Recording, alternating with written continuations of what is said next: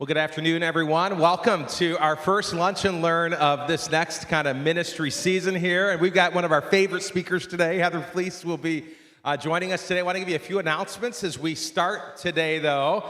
And the first has to do with just some ministries that we've got happening that are part of Family Resource. One is Celebrate Recovery. It happens every Tuesday night in this building. They have never taken a break. They meet every Tuesday year-round. And that is for anybody in life who has some hurts, habits, and hang-ups that maybe we just need to talk about with other people.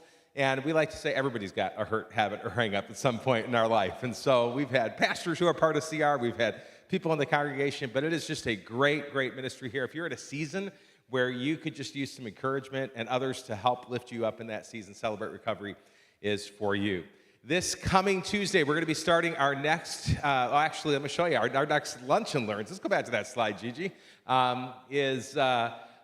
got Heather today, but next week, Lisa Holt is going to be with us. She's going to be talking about when grief has no relief. If you've never heard Lisa's story, you need to come next week. She is somebody who grew up as a child who lost a parent, and then she was a parent who lost a child. And she understands grief in a way that so many of us maybe are unfamiliar with. And the depths that she has been in, and kind of her own personal life and how she's dealt with tragedy in her life is an inspiring story. She has practical illustrations for coming alongside those who are grieving. And if you're in a season of grief, or you know somebody who is in a season of grief, she's going to talk to you about what do you do when you're there? And how do you begin to experience healing when you've had to deal with unimaginable grief in your life. And then Dean Stinchfield is going to be with us on the last Thursday of this month. He runs a ministry called Men of the Kingdom, and he's going to be talking about the unique role that fathers have in society. And so, dads, I want to encourage you to come out for that event. It's going to be an awesome, awesome week. Next Tuesday night, we're going to be launching our next season of Reengage. We have had so many couples at Wooddale Church now who have experienced brand new hope in their marriages. Some of them just needed to reconnect. Some of them needed to reignite their marriages. Some needed a complete resurrection. And I want you to just hear a quick 2-minute testimonial from some of the families that have been through there. So check this out. Before Reengage, we were often living in commitment rather than connection. We had a lot of unresolved hurts related to unmet expectations. Our marriage wasn't bad, nor was it good. We were friendly, we were helpful, but just not friendly and helpful enough. We didn't connect on much other than the kids and kind of household chores. I walked down the aisle with high hopes, but quickly experienced frustration and disappointment. Our marriage was facing intense struggles, including Steve's traumatic brain injury and following depression. I think the most important thing through Reengage is that we learned we were not alone. Other couples struggled too. Being open and honest with others about marriage challenges brought healing. Joining the Reengage closed group was a game changer for me. It was the first time in years that I had a safe space to openly share our really complicated struggles. Reengage helped me to learn how to have hard conversations and work on my issues. I saw the power of the group. I saw honesty replace lies, and I felt the Holy Spirit at work. I learned that unspoken expectations often become premeditated resentments. We learned that marriage can be hard, and that does not mean it's bad. We did not understand that most good marriages took hard work. One of the most encouraging things was hearing other couples share their stories with vulnerability. They were honest and real about their struggles and were doing the work to have a better marriage. Since participating in Reengage, we are better than we have been in years.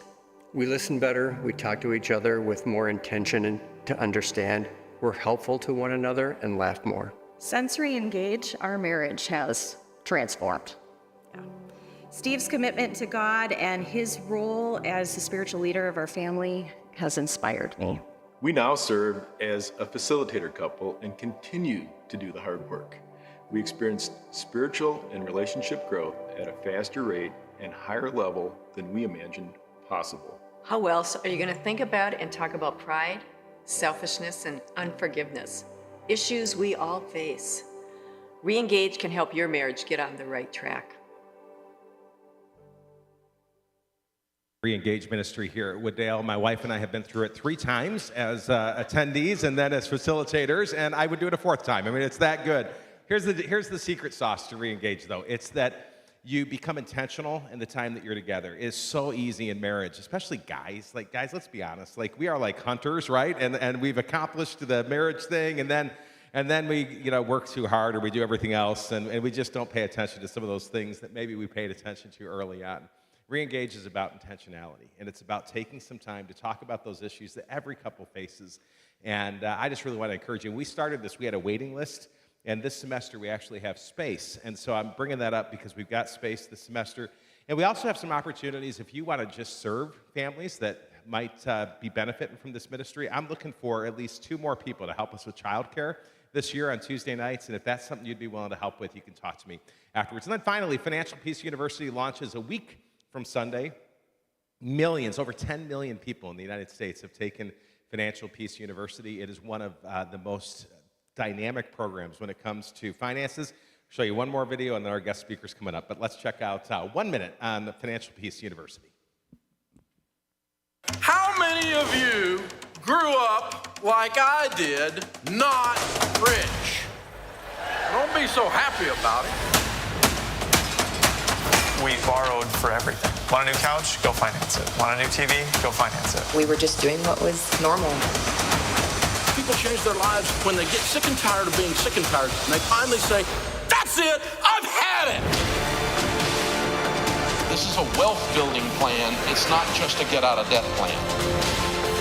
A budget is simply a plan for your money. You deal with the money stuff, and all of a sudden, you find freedom and connection everywhere. I feel like I can do more things than I ever could. You can go from where you are to where you want to be. You're free. You just got to get started. So my wife and I have been through Financial Peace University once, and it actually worked. And so I want to encourage you to check it out, because that one is a lot easier to apply than the marriage one, all right? Hey, our guest speaker today is no stranger to Wooddale Church. Heather Fleece has been around here now for almost 30 years as our junior high pastor. How many of you have a child or grandchild that has been through our junior high program here at Wooddale? All right, I mean, that is amazing, all right? I'm not going to ask you how many of you went through her program, because there may be some of you here, and that just makes Heather and I feel old. But hey, here's the deal. Like, Heather is the real deal. She loves students. I got to work as our high school pastor here for 7 years, and I'd get these students that Heather graduated, and you could just tell the impact that Heather and her team had on these kids. Our kids that are coming out of our junior high ministry, they know they are loved. They know they are seen. They know who Jesus is. They know what the gospel is. They know, and they are well equipped for what lies ahead of them. In 9th grade, we've got a doctrinal program that so many of our kids have been through called AUG. And I got to volunteer with our high schoolers about 3 weeks ago. And I sat down at a table of our 10th grade guys who just came out of our AUG program. And these were some of the sharpest young men. I mean, they just oozed Jesus as they talked about a book of the Bible that morning, an Old Testament book, and we're applying it with kind of the wisdom of people who I have served on church staffs with. And that just speaks to the quality of the students that Heather produces. She is going to be sharing with us 10 of the most important life lessons that she has learned in her life. And that means you're in for a treat today. So would you welcome Heather as she comes to share with us? Appreciate it, friend. Oh, it's good to be with you. Let me give you some context. In my last 24 hours, last night we kicked off our junior high Wednesday night program, and I was in that room right over there with 160 junior hires and leaders, and the energy in the room was just palpable. I just love it. I tell people I never feel God's delight more than when I'm standing in the middle of that room. And I know it's weird. I know it's not normal, but man, I just love it. And then just 2.5 hours ago, I started my 9:30 a.m. tennis drill. I play tennis twice a week. I play singles on Mondays and doubles on Thursdays. If you're a tennis player at all, I will tell you that I play doubles to make myself a better singles player. I prefer singles because I have some control issues. and I like a really good workout, and I like to kind of carry the burden myself, but I love the social aspect of doubles. So I literally got off the court 5 minutes early, showered off in the locker room, and just continued to sweat until I'm here with you. That's how much I care about you and want to be with you this morning. So I want to give some context to the teaching that I'm going to give today. Probably 12, 13 years ago, Pastor Leith Anderson was still the senior pastor here at Wooddale, and Jill was in charge of the gathering, and she wanted to do something different for the gathering. So she set aside a 5-week series and asked 5 of us to come up with our top 10 life lessons. Bill Arnold from Triple Espresso was one of the ones who came in along with myself and some others. And I remember Pastor Leith Anderson was like, you don't have to have like a Bible verse attached to each one, but the idea is when you think about what has God taught me in my life, what comes to your mind? That's what I want you to articulate. And I remember I went to Old Chicago. That's one of my favorite places to eat because they have a deep dish chocolate chip cookie that they make in a pizza pan. I always order it first, eat it as an appetizer because you never know when Jesus is coming back. So I went and I started writing in a notebook everything that came to my mind. I prayed and I said, Lord, show me. What is it that you have shown me? And I thought to myself, what kind of things do I find myself saying all the time? Like when I'm talking to someone, when I'm counseling them, when I'm trying to encourage them, when I'm teaching, what passages do I go back to? Like, what is it? I left that day with 42 statements. And I'm like, Jill, can I do my top 38? And she's like, no, 10. So I had to hone it down prayerfully to 10. And that's what you are going to experience today. So know that my heart, my favorite people in the universe, of course, are teenagers. But I promise you that all of these relate to you somehow. So Lord, I just praise you for the way that all of our lives you teach us. None of us arrive. I don't care how long we've known you, been walking with you, studied your word, Lord, you continue to teach us, mold us, and sanctify us. So I pray today, Lord, that with gratitude for all that you've taught me, that you will take these statements and you will allow them to be molding and shaping for the friends in this room today as well. In Jesus' name, amen. Life lesson number 1, don't settle. Don't settle. James 1:17, I don't even have to look it up because I know it, says that every good and perfect gift comes from the hand of the Father above, who does not change like the shifting shadows. Every good and perfect gift. I'm amazed as I have walked through life at people who are willing to settle for 3rd, 4th, and 5th best in life. Whether that's in relationship, whether that's in a job, whether that's in life circumstance, they just are willing to settle. And I am of the strong opinion that God's best is the best.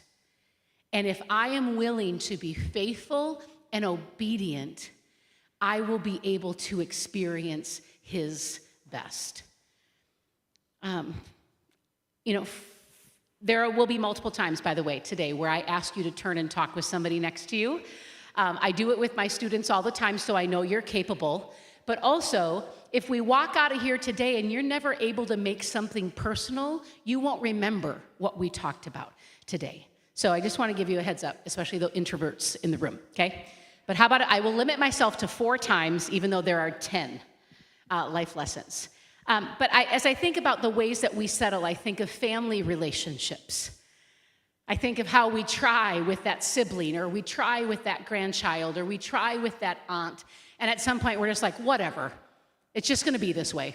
I'm just going to have to hold my tongue every time I'm in her presence. I'm just going to have to suck it up every time I have to go to his house for a birthday party. I believe that God wants and has more for us if we refuse to settle. Paul tells us in one of his letters that as long as it has to do with you, live at peace with other people. You have some control, right? As to how you behave and how you pursue and your willingness to say, I will not settle. This was really cemented for me when I was in college. I've wanted to be married since I was like 4. I'm highly relational in my nature. So the thought of having someone there all the time was like, yes! And I had a really good run through the 5th grade. I mean, like in every class, there was a boy who was like, tss. But then I ran through this little bit of a drought stage in junior high and high school and college and 4 years beyond college, where truly there was never anyone who looked at me and said, I like you and I want to get to know you. And that was so incredibly hard. But there was one, I shouldn't say that, there was one guy in my late time at Bethel who looked at me and said, I want to get to know you. But I need to be honest with you that when I thought of getting to know him, I threw up in my mouth a little bit. He just was, I mean, you think I'm out there? He was way out there, no filter. You know, I met him in the weight room, so that'll tell you something. But anyway, I remember there was a time when he was pursuing me that I thought, maybe he'll grow on me. Like, at the time, people were also saying, Heather, you're just a lot. You're a lot to handle. You know, maybe you shouldn't be so crazy. Maybe you shouldn't be so loud. Maybe you should just kind of bring it back a couple notches. And I remember thinking, maybe this is it. And there was about a week where I considered that. And I'm so grateful that the Lord swooped in at that time and said, no, this is not my best for you. And I think back and I'm so grateful for that. So no matter where it is in your life, don't settle. God has more. Life lesson number 2. We're going to camp here for a few minutes. Your past affects you, but it does not define you. Man, when I think about something that I said all the time, this is it. Your past affects you, but it doesn't define you. You know, as I'm talking with students, I'll say things like, yeah, so you might have cheated, but that doesn't make you a cheater. You might have partied, but that doesn't make you a partier. You might have gone further than you wanted to, but that doesn't make you promiscuous. What you do affects you, but it doesn't define you. And the 2 verses that I love for this one are Romans 8:28. And that's where, you know, Paul just reminds us that God takes everything and he uses it for the good of those who have been called according to his purpose. And that even means the stupid choices we make. If we're willing to give it to the Lord, he uses it. Not only for our good, but for his glory, and many times for the good of other people. And so even when we mess up, he's willing to use it. But then there are times where we don't make the choice, right? But other choices are made against us. And I think of Genesis chapter 50, 19 through 20, which is the story of Joseph. And if you don't remember, he was thrown into a pit by his brothers and sold into slavery, and the Lord had favor on him and continued to advance him, and he basically was the vice pharaoh in Egypt.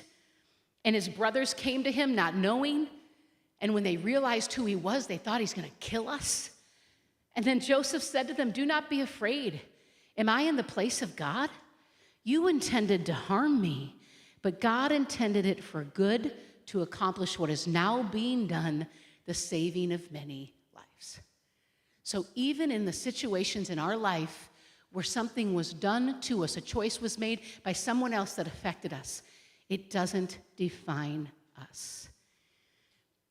One of the parts of my story that's not so fun to talk about is that between the ages of 8 and 10, I was sexually abused by my grandfather.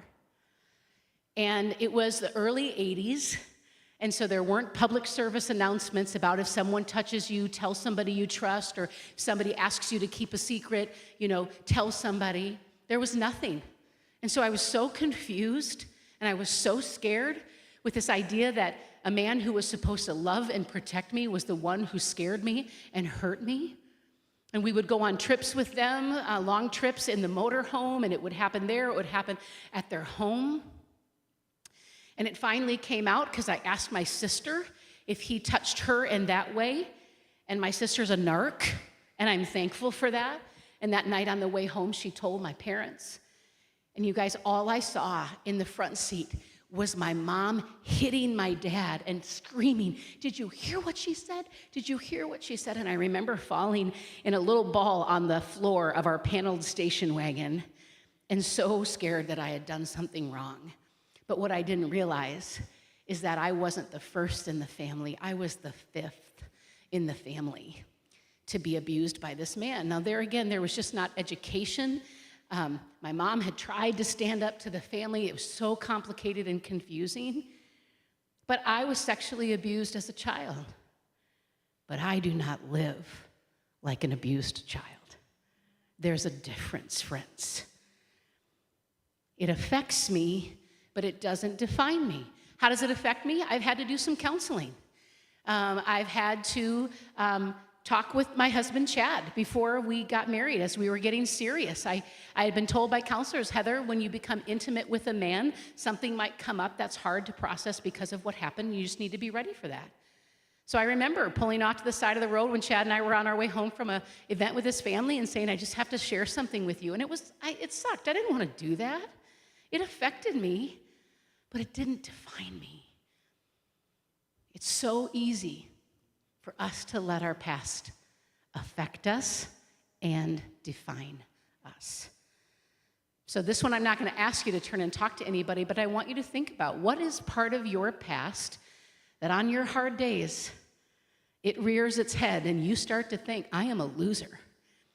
I am incompetent. I am a bad mom. I am whatever, fill in the blank, because of something that has happened. I am here to tell you today that Jesus Christ died the most painful death ever known to man then and still today, so you could be free from that. Whether it was your choice or someone's choice against you. Your past affects you, but it does not define you. And can I get an amen on that? Number 3, God doesn't want to be number one. He wants to be the center of your life. God doesn't want to be number one. He wants to be the center of your life. So at your tables with somebody you don't sleep with, would you please talk about, I don't say that in the junior high, by the way. Would you talk with somebody about what you think the difference is? Before I share with you what I think the difference is, what do you think the difference is? Okay, so just maybe turn your chair and talk, introduce yourself if you don't know somebody. I'm gonna give you a minute and a half. Go ahead.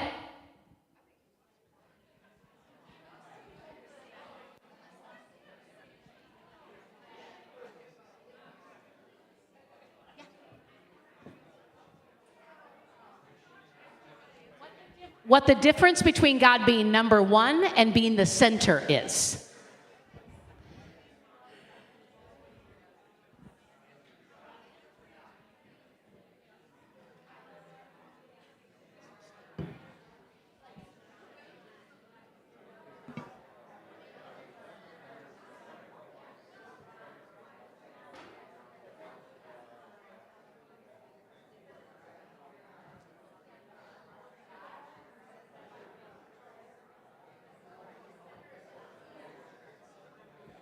Thirty more seconds.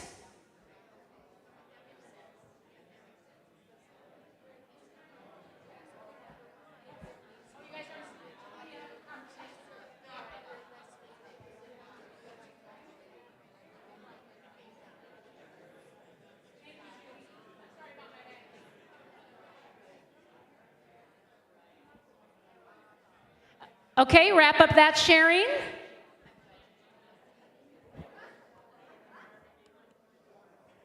Good job, Beth.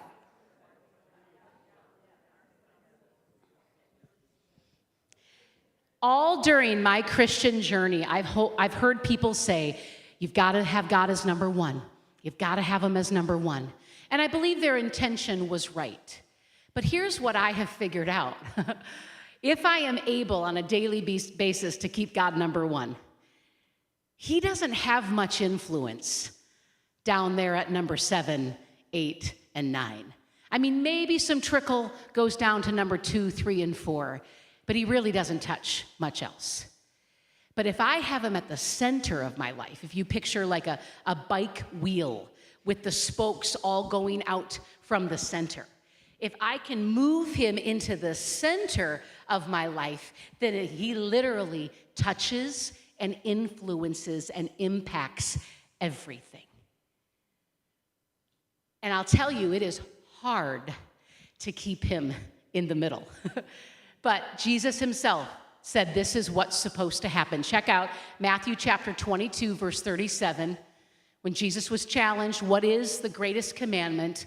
Love the Lord your God with all your heart and with all your soul and with all your mind. That says center to me. And we know that the heart is considered to be the center, both spiritually and physically for us. And that's where he wants to be, because he wants to touch every decision you make, right? How you use your time in a day, the relationships that you have, the money that you spend, your marriage, your friendships, the clothes that you wear, the way that you take care of your body and move your body. He wants to affect everything. Now, our natural tendency is we love to be the center. We love to sit on the throne. And so I have found that every day before my feet even hit the ground, I say, Lord, I want you at the center of my life today, and I am choosing to have you there, and help me to do everything that I can to keep you there as the day goes on.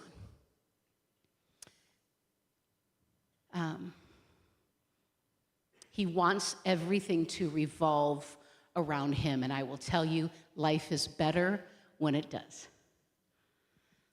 Number 4, counseling is for people who want to be healthy or stay healthy. I have 2 verses that I want to show you.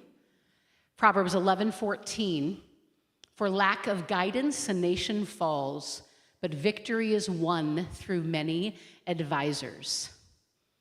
And again, Proverbs 15:22, plans fail for lack of counsel, but with many advisors, they succeed. I grew up in a family, in a system, I would say in a church and in a time where you only went and saw a counselor or a therapist if you were cuckoo. Like if you had some really crazy going on, those are the people who went and saw a therapist and laid on that bed while they took notes, right? But friends, I have just come to understand I need more advisors. I need somebody who is outside of my mess to be able to ask me questions, offer objective advice, and give me tools when I don't know what to do in my space. I need that. And then I started thinking, wait a second, Heather, you bring your RAV4 in every 5,000 miles to get the oil changed. You bring your teeth in to Dr. Mary every 6 months to have them cleaned. What are you doing for your soul? Who's taking care of my soul? I don't know about you, but I don't have a lot of people in my world sitting down and saying, no, Heather, really, come on. How are you doing? How's your heart? How's your mind? We kind of just move about our days and our business, and we get into these rhythms and these routines. And many of us are struggling because we have not dealt with issues in our lives. I will tell you that I have patience all day long for a 14-year-old that acts like a 14-year-old. The hormones, the up and down, moody nature, all day long I can hang with that kid. But I have no time for a 50-year-old that acts like a 14-year-old. And I see them often. And it comes back to this, because they have not dealt with what happened when they were 14 or when they were 21 or when they were 32.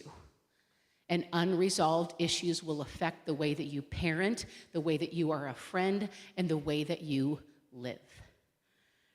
I saw my first counselor when this started to become a reality for me when I was in Bethel Seminary.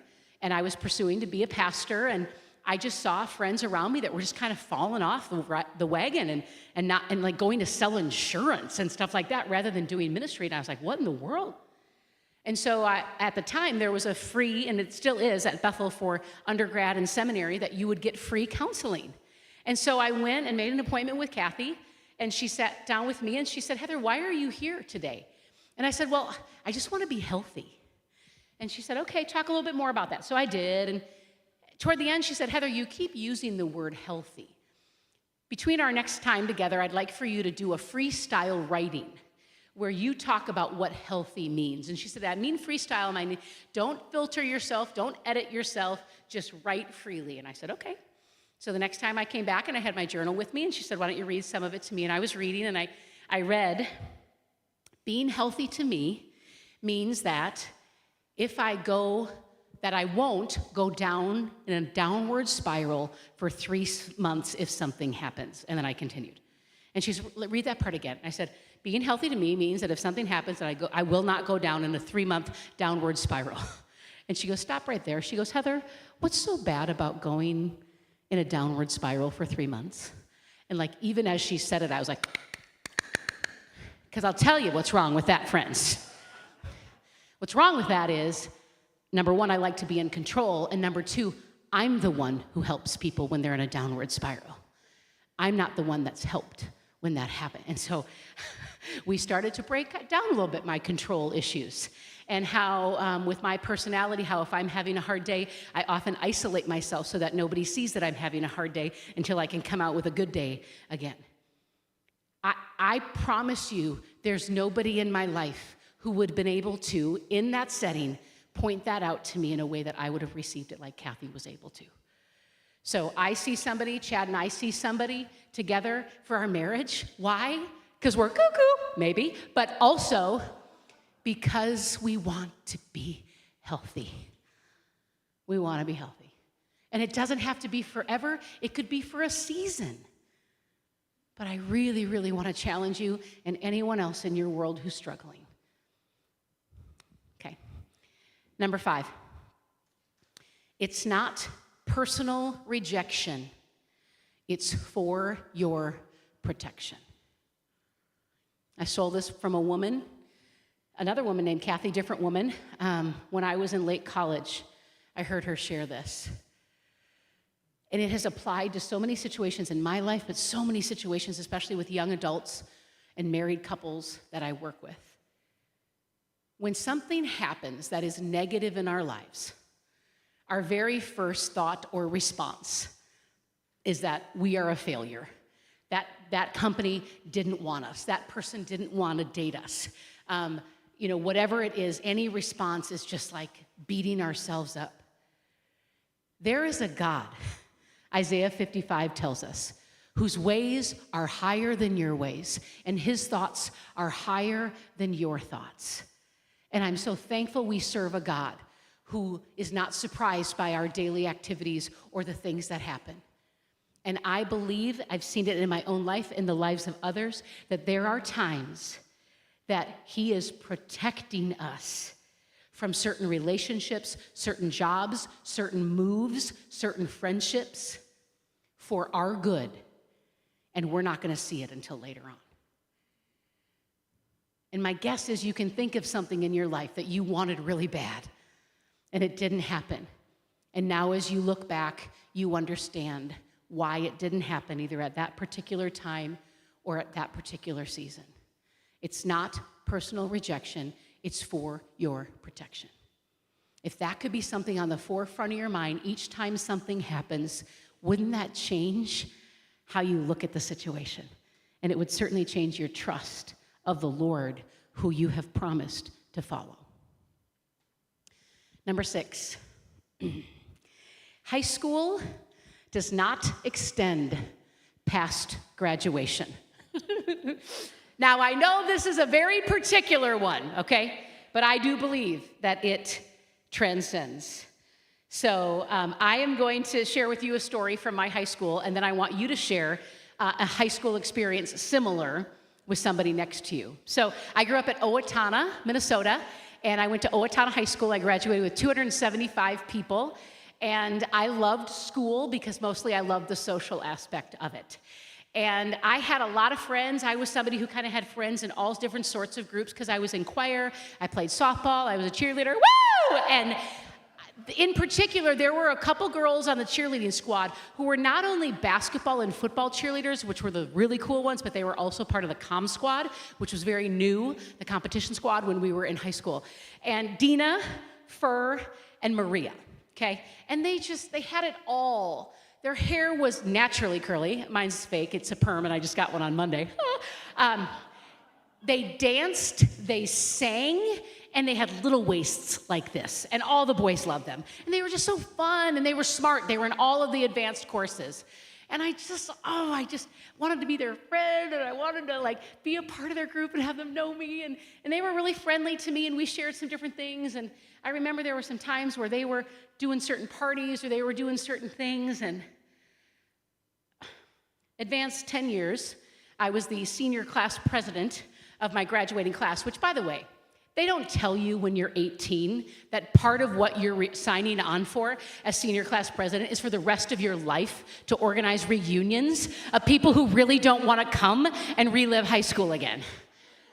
But we did our 10-year reunion, and all these people were there, including Maria and Dina and Fur, and I just had this epiphany that basically, outside of social media, after our graduation ceremony, they had no influence in my life whatsoever. And I thought back to the times that I was so tempted to give in, right? Or to set one of my convictions aside, or to dress a certain way or talk a certain way just to be accepted by them. And I was like, thank you, Jesus, that I did not do that out of pressure or whatever, because they literally have had no influence on my life since then. So with somebody next to you, share with them, what was your high school experience like? Maybe you were Maria. By the way, she went on to Broadway, literally was dancing and singing on Broadway, okay? So I'm not exaggerating here, but what was your experience like, and were you ever tempted to set aside certain convictions or to be like somebody else for acceptance and popularity? And what's your perspective on that now? I know that's a lot, but I modeled for you, so go for it. Talk with somebody next to you.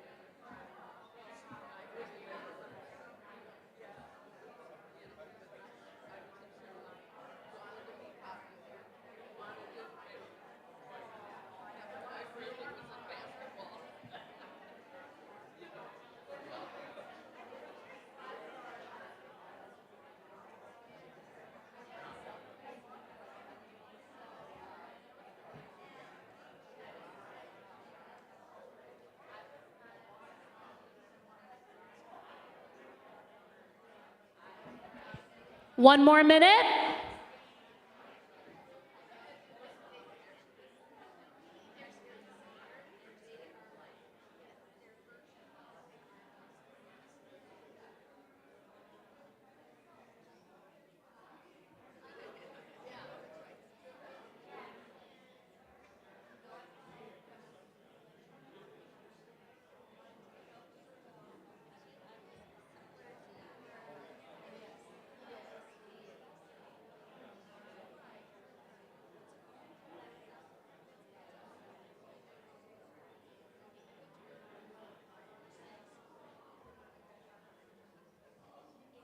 Okay, wrap up that sharing and bring your attention back up here.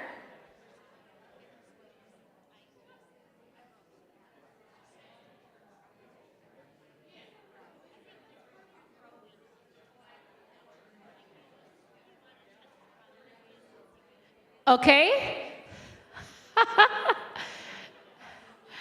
I'll take your attention back up here. We've got 4 more left.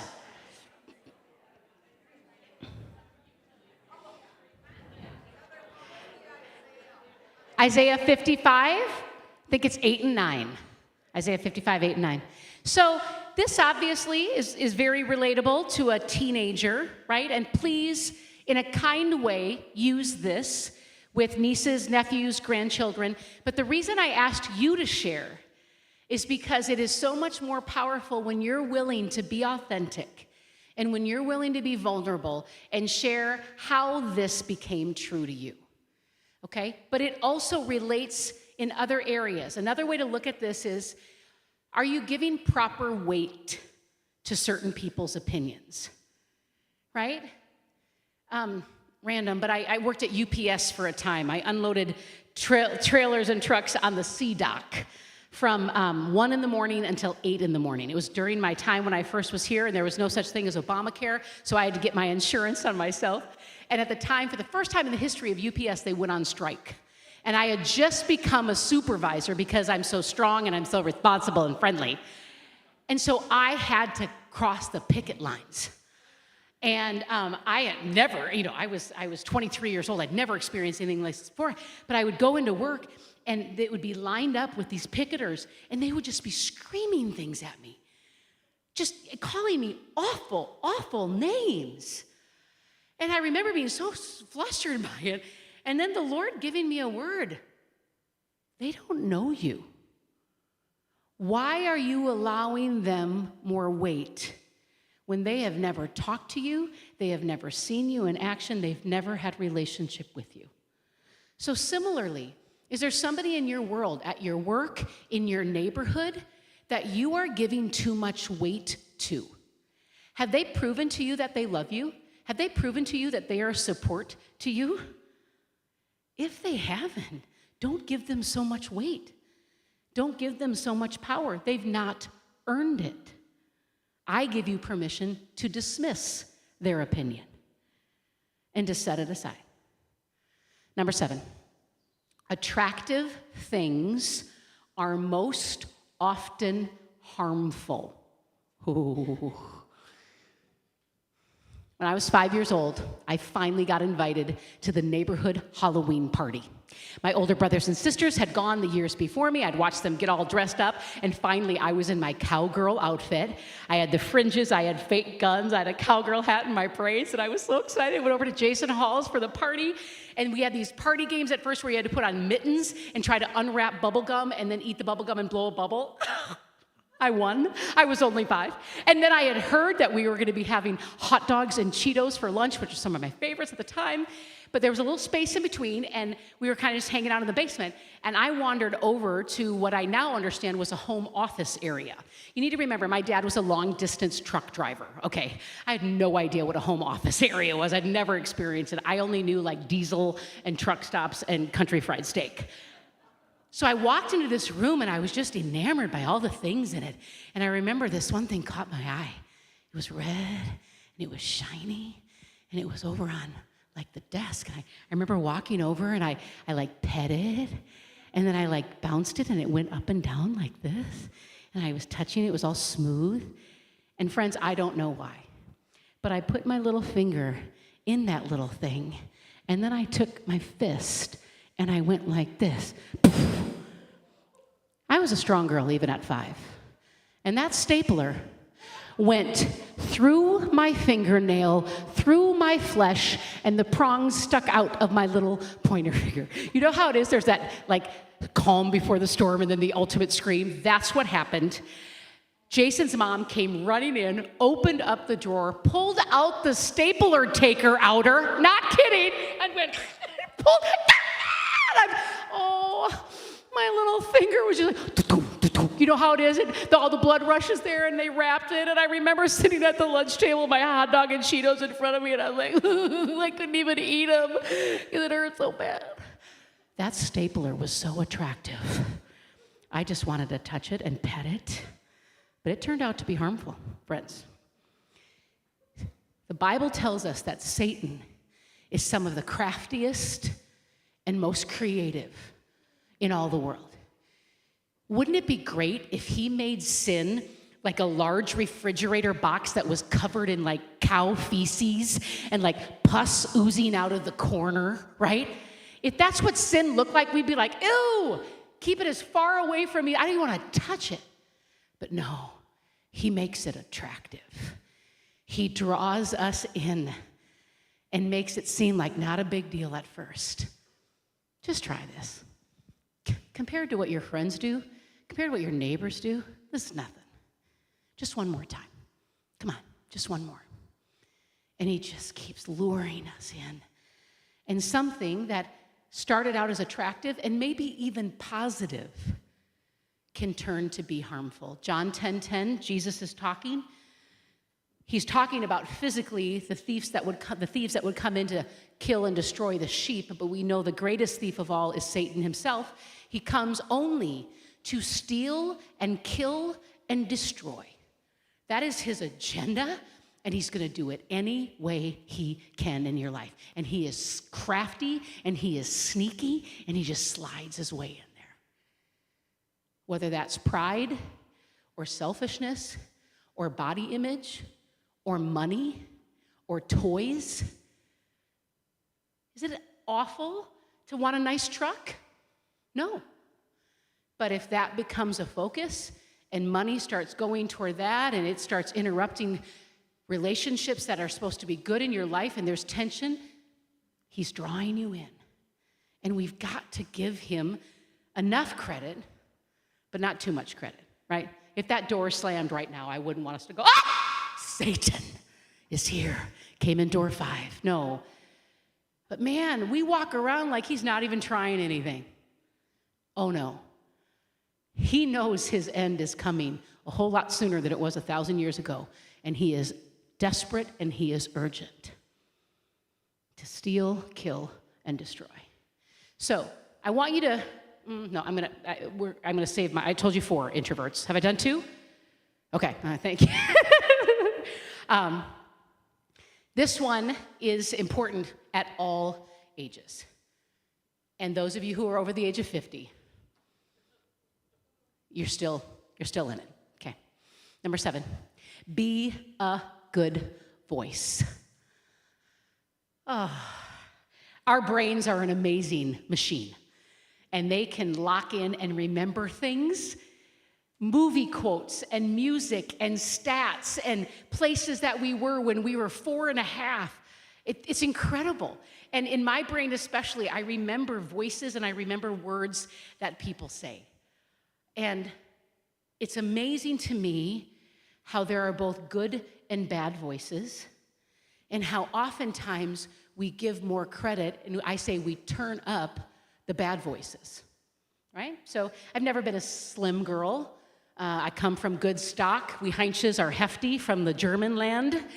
And so I was made fun of my whole life for being fat and being too big and too aggressive and too assertive. You fill in the blanks. So I've got things locked in my head of Nate Anderson standing up at the back of the bus. I had hit 4 home runs in the softball game the day before. I rocked it. And they announced it over the loudspeakers, and you're like, you kind of want people to know, but not really. And so it was a great day. And I got on the bus, and I was about to walk toward the back, and Nate Anderson stood up in the back. By the way, he's not very slight himself. And he goes, "Hey, Heinz," my last name, "I hear you got 4 home runs yesterday." And I was like, "Yeah." He goes, "What'd you put all your weight into it?" Bus is filled with like 40 other people. Devastated. I'm 13, friends. I remember looking for the seat I could sit down to closest, and I sat down, and I just thought, what in the world? And I could go on and on and on, right? But man, there are good voices there too. Mr. Larson, my 8th grade English teacher, he was having cafeteria duty, and he came walking by our table on picture day. You remember, my kids don't remember, but you remember those big envelopes that you got with the big window of the 8 by 10 of you that was like, oh, wow. So there it was, sitting at our table because we had just got him. And Mr. Larson walked by and he goes, "Heather, you're very photogenic." I was like, stop it. I remember what I was wearing. I remember his tone. And he's right. I am very photogenic. But I remember those words. I remember when I was dating my husband, Chad, And we were hanging out on a blanket looking up at the stars. Oh, early in our dating, yeah. And Chad says to me, I'm sure God's not supposed to have favorites, but I bet you're one of his favorites. What? I was like, yes, I will marry you right now. Oh, you didn't ask me to marry you. Okay, sorry. Oh, I remember just last February, I spoke at a middle school retreat. I've never been there before in Ohio. There was a 6th grade boy, and his name is Maverick. And at the end of the weekend, I hugged him, and he hugged me. And he leans back, and he goes, Heather, you're just my favorite person to be around. I'd known him for 72 hours. You're my favorite person to be around. When people think of you, when they log in and type in your voice, what do they pull up? Do they pull up things that make them feel valued and known and seen? Or do they pull up criticism? Do they pull up sarcasm? Do they pull up that little dig? I determined a long time ago that when anybody ever pulls up Heather's voice, it's going to be a good voice. And I'm not perfect. Man, do I love to be funny, and I love sarcasm, so sometimes it gets me. But I try really hard, and it's a commitment, and it's so much so that it's a life lesson for me to be a good voice. Number 9. People like being around people who like themselves. Friends, this is what I have learned in my life. How much energy and time do we spend trying to be what we think other people want us to be or other ways in which they would like us? Think about the people in your world who you like the most. I'm pretty certain they like themselves. Because guess what? If I like myself, Marcy, it's pretty guaranteed that I'm going to like who you are. And I'm not going to make you be anything else except for who you are. And that's attractive.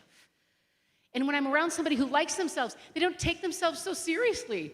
They can laugh at themselves. And they're not all uptight and like overly sensitive. Oh. I walk into this room and I assume you're going to like me. And if you don't, I'm probably just not even going to realize it right over my head, right? Because I love who God created me to be. Psalm 139, 13 through 16. Pastor Brian and I love this passage, not only in our own lives because of struggles that we've had, but teaching kids. It's where David says to God, intentionally you created my inmost being. You knit me together in my mother's womb. I praise you because I am fearfully and wonderfully made. Your works are wonderful. I know that full well. My frame was not hidden from you when I was made in a secret place. When I was woven together in the depths of the earth, your eyes saw my unformed body. All the days ordained for me were written in your book before one of them came to be. The God of the universe created you with purpose and on purpose. You should revel in that. And I hope that you're not like me. If the world was filled with Heathers, dear Lord, help us all. The body of Christ from 1 Corinthians 12 is such a beautiful idea that God takes all different kinds of personalities and pasts and interests and passions and creates us all to be a group so you can just be who you are. And if you can relax and be who you are, the right people will be attracted to you. Quit trying so hard. Number 10, probably the most controversial I'm going to say. God doesn't necessarily care about my happiness. He cares about my holiness.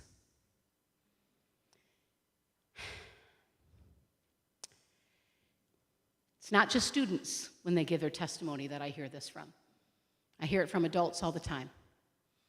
How could that happen? How could God let me tear my ACL? How could God let my husband die? How could God not give me that job?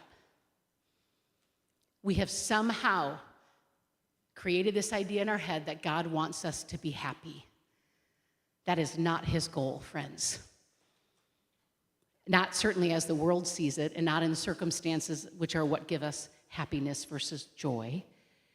He cares about your holiness. And he is going to use every situation, just like we talked about. Your past affects you, but it does not define you. He will use every situation to mold and shape you to be happy? No, to look more like him. I think there are many of us in the room who could recount times in our life where we weren't happy at all, but God was doing some work. And on the other end, we came out different and better because of what he allowed us to go through. The next time you hear someone say, Dan, Brian, those of us who are pastors, we sit down with couples who are in the midst of pursuing divorce, and they say, wouldn't God want me to be happy? That's what they think, and they're no longer happy. So then we should be able to get divorced because God wants me to be happy. And I gently try to say, he doesn't necessarily care about your happiness. He cares about your holiness. So, last turn and tell. If this were true in your life, how would it change the next time you approach a hard time? Okay? Go ahead and share with somebody.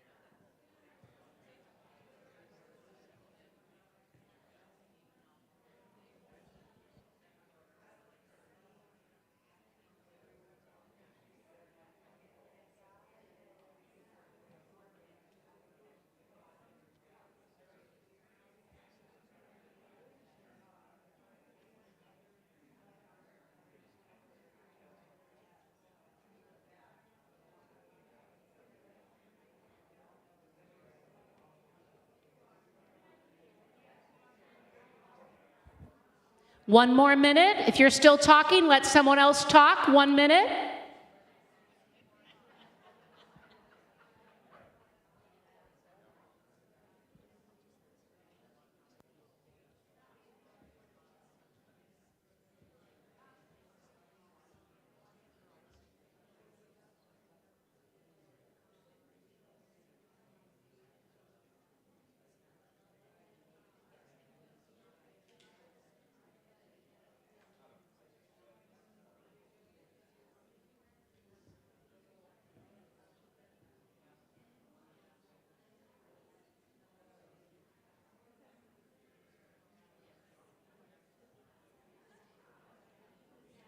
Okay, wrap up that sharing. Bring your attention back up here.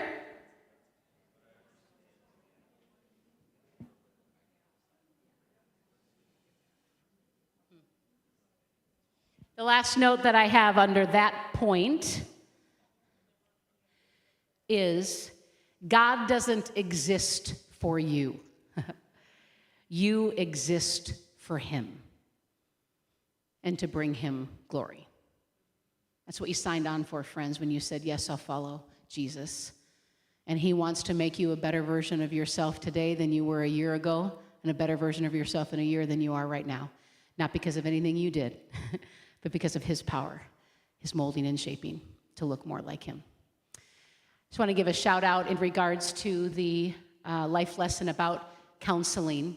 The Family Resource Center has been working really hard to put together, vet, and hone a counseling and therapy list for you. Please don't go to Google.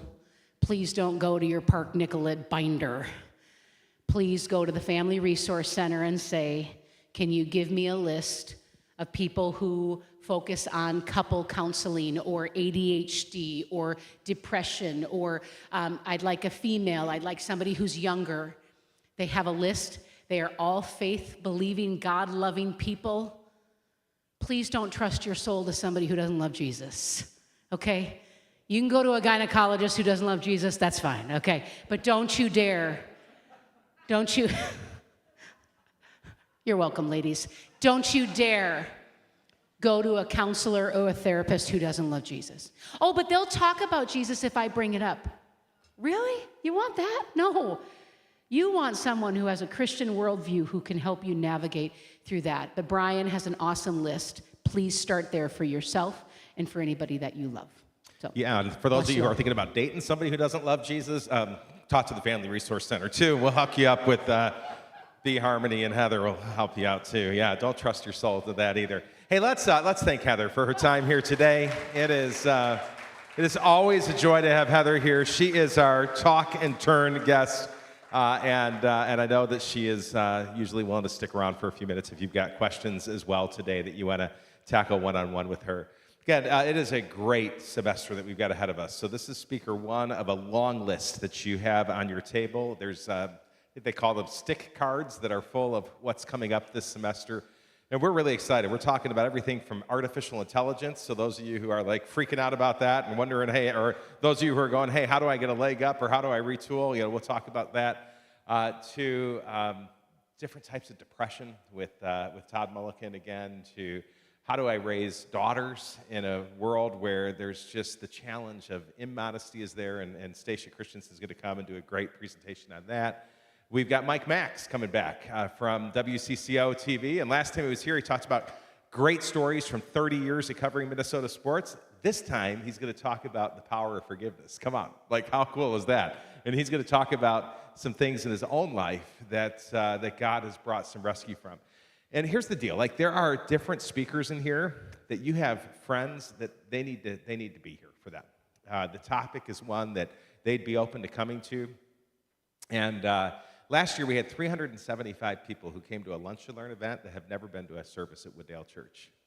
Well done, guys, and that's what we want to continue to see happen. That might be you today. Like you might be here and you're visiting. Like our hope is the Family Resource Initiative and as Wooddale Church is that this could just be a blessing to you. There's going to be speakers that we have this semester that you might say, you know what, that would be a great topic at my company. And maybe you're in HR or maybe you help plan retreats for your company. We also want to be a blessing to companies and organizations and to doctors' offices and schools. And so if there are speakers that we can bring and be an encouragement in your workplace, we will make that happen, and we will pay for it to make that happen if need be. And if that's something that you would enjoy and you want us to connect at your workplace, let us know about that too, because we really do want to be a blessing to the community and really believe in what we're doing here. Last thing I'll tell you about these Lunch and Learns is we have over 50 of these now that are on YouTube. And so you can go on YouTube and search up Family Resource Initiative. Heather's is there. As soon as I hit stop streaming, you'll be able to watch that online. So in about 3 minutes, you'll be able to watch today's on your way home. If there was a lesson you missed, you can go back and watch that. Share it in your social media. Yeah, if you need more of Heather's fun stories. And I think your photogenic one was just perfect, Heather. It's so fun to hear you talk about that and those pictures. But no, we really count this a joy. Again, there's a lot of great things that are going to be happening here, and not just at the Family Resource Center, but at Wooddale Church. And so I'm going to end with just a plug for our Next Gen ministry. So last night, Heather and our team served hundreds of students here. If you've never been into the Wooddale Church building on a Wednesday night, you are absolutely missing out on one of the most beautiful sights in the world. And I watched a video last night of our 5th and 6th graders all getting new Bibles. Pastor Tarman today was telling me the highlight of his night. Ken Castor and Heather and our whole student ministries team contributed to a Bible called the Make a Difference Bible that came out last year, and it's influencing thousands upon thousands of students all over the country. And we gave away those at 5th and 6th grade last night. And the very last student who picks it up on the little video that's on Ryan Tarman's social media today and Ken Castor's social media, he says, this is the first Bible I've ever owned. And that is so cool. Like, and just the whole story behind his story is amazing. But there's great things happening here, and there are so many voices that are trying to teach life lessons to your kids. And Heather, what you heard today was just a glimpse of what they get every week in the quality programming. There's not a better junior high pastor, there's not a better 5th and 6th grade, better high school ministry than we've got here at Wooddale. I'm just so proud of our team. And so make sure that you let the people in your life be aware of this. That little boy, his family started coming, his mom and he started coming here last year. And it's just an incredible story. And I hope that you'll make sure that you get the kids in your family involved in that. All right, we'll see you next week for Lisa Holt. Yes. Yeah.